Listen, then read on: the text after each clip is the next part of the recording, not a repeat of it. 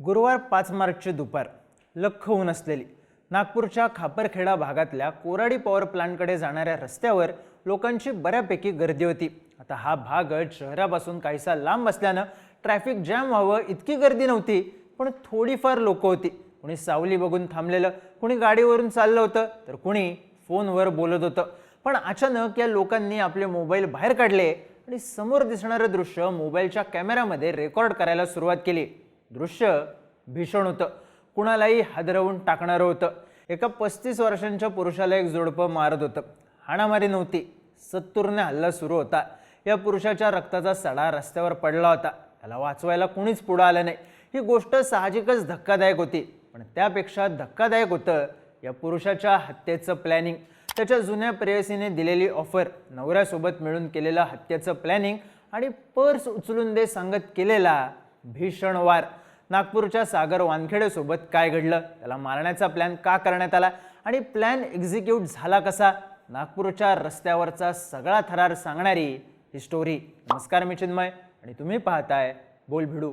राजेश आणि सोनाली गजभिये नागपूरमध्ये राहणारं जोडपं। या दोघांचं लग्न झालं 2011 साली। त्यानंतर त्यांचा संसार सुरू झाला, 2 मुलं झाली, ती शाळेत जायला लागली, तसं सगळं काही निवांत सुरू होतं। राजेश 37 वर्षांचा तर सोनाली 34 वर्षांची, त्यामुळे दोघांच्या वयातही अंतर नव्हतं, वादाचंही काही कारण नव्हतं। पण या दोघांच्या आयुष्यात ट्विस्ट आला 2022 साली। तेव्हा सोनालीच्या फेसबुक अकाउंटवर एक फ्रेंड रिक्वेस्ट आली। रिक्वेस्ट होती सागर वानखेडेची। सागर हा सोनालीचा मामे भाऊ, पण या दोघांमध्ये प्रेमसंबंध होते, जे सोनालीचं लग्न झाल्यावर म्हणजे 2011 साली थांबले। दोघांमधला कॉन्टॅक्ट सुद्धा संपला। सागरची रिक्वेस्ट आल्यावर मात्र बोलणं पुन्हा सुरू झालं। सागर ड्रायव्हर म्हणून काम करायचा, त्याचं सोनालीसोबत भेटणं व्हायचं नाही, पण सोशल मीडियावरून या दोघांमधला कॉन्टॅक्ट चांगलाच वाढलेला। याच बोलण्यातून एक विचित्र गोष्ट घडली। सोनालीने आपला पती, मुलं यांना सोडलं आणि ती सागरसोबत पुण्याला निघून गेली। काही महिने हे दोघं पुण्यात लिव्ह इन रिलेशनशिपमध्ये राहिले।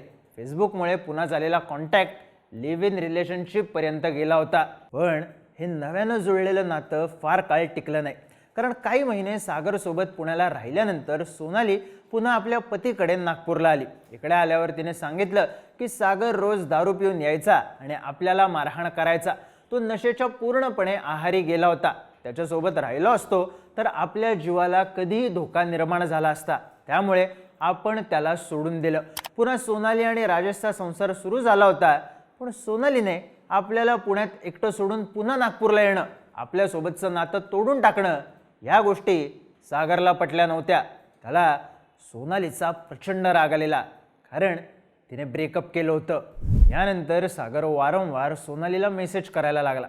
तो नागपूरला सुद्धा आला, अनेकदा सोनालीच्या घरात घुसला, तिथे राडा घातला। सोनाली आणि राजेशला धमक्या दिल्या, तुमच्या मुलांचा जीव घेईन अशी धमकी दिली।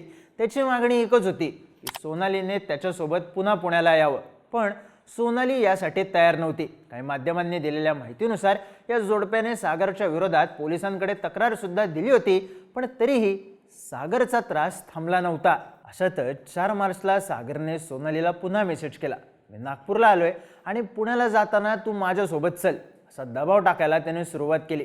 पोलिसांनी दिलेल्या माहितीनुसार हाच ट्रिगर पॉइंट ठरला आणि सोनालीने राजेशच्या सोबत मिळून सागरला कायमचं संपवण्याचं प्लॅनिंग केलं। तिने सागरला रिप्लाय दिला आणि 5 तारखेला आपल्या घरी यायला सांगितलं।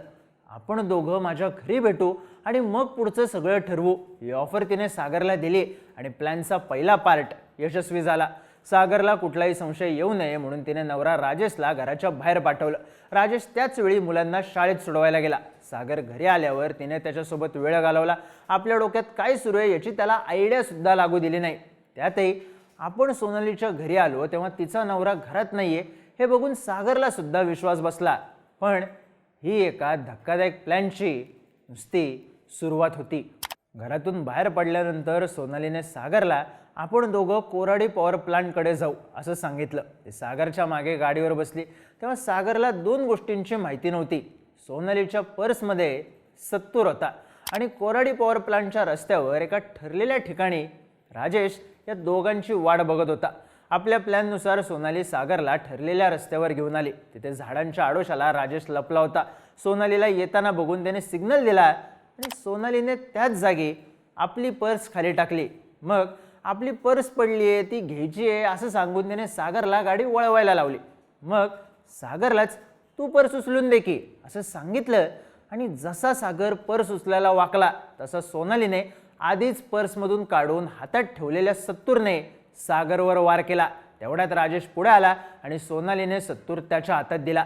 पुढची काही मिनिटं कोराडीच्या त्या रस्त्यावर रक्ताचा सडा पडत राहिला, कारण या जोडप्याकडून सागरला अमानुष मारहाण करण्यात आली. त्याच्या अंगावर असंख्य वार करण्यात आले. त्याला रस्त्याच्या कडेला एका झाडाजवळ नेण्यात आलं.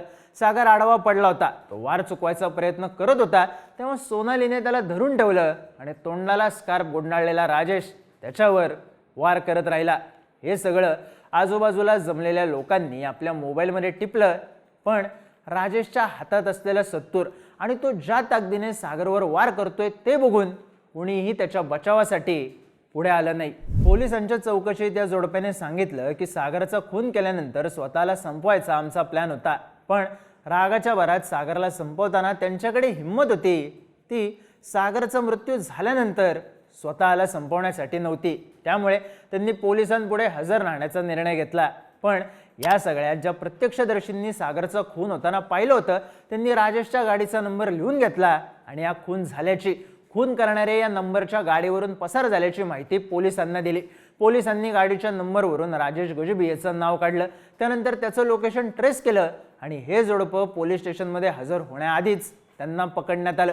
पोलिसांनी राजेश आणि सोनालीला अटक केली असून त्यांच्यावर खुनाचा गुन्हा दाखल केलाय. पण पोलिसांकडून सध्या अधिकचा तपास सुरू आहे.